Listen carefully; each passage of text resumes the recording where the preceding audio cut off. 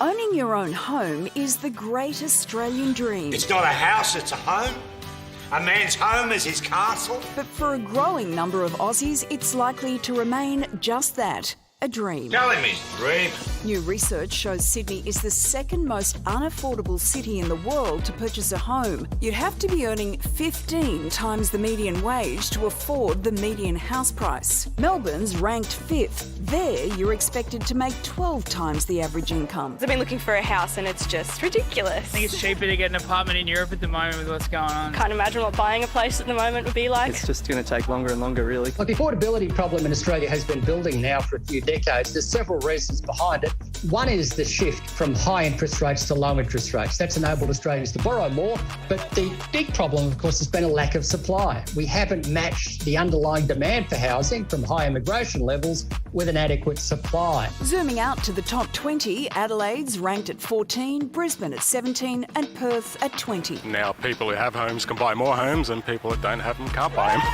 Tell them to get stuffed. The report found the number of markets considered severely unaffordable rose by 60% in 2021 compared to before the pandemic hit. With the US increasing interest rates for the first time since 2018, Australia won't be far behind, making things even harder.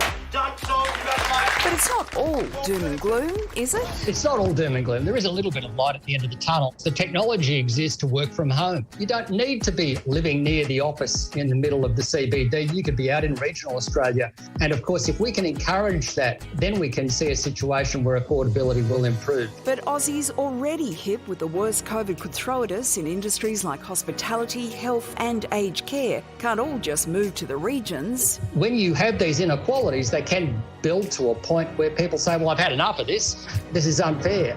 And of course, that leads to social disruption. And that's one thing I think Australia really needs to avoid. The Great Australian Dream or the Great Australian Nightmare. That dream seems less and less possible as the days go on. I mean, the numbers are just astonishing when you think, the increases we've seen just over the last 24 and 12 months. I mean, houses are becoming less affordable, and simply saying to people, live further from the city where you can, when we know that those jobs are required in town, I think you have to wonder whether something more drastic is needed. I spent a number of years living in Denmark, and they have a one-person, one-house rule. Now, I'm not saying that would work in Australia, but the idea that housing is a commodity that you make money from and you sell rather than a right, I mean, it's an interesting conversation to have. I wonder if we think about the housing market too much in isolation. People sort of tracking it, trying to figure out when they can get in, how much they can sell for.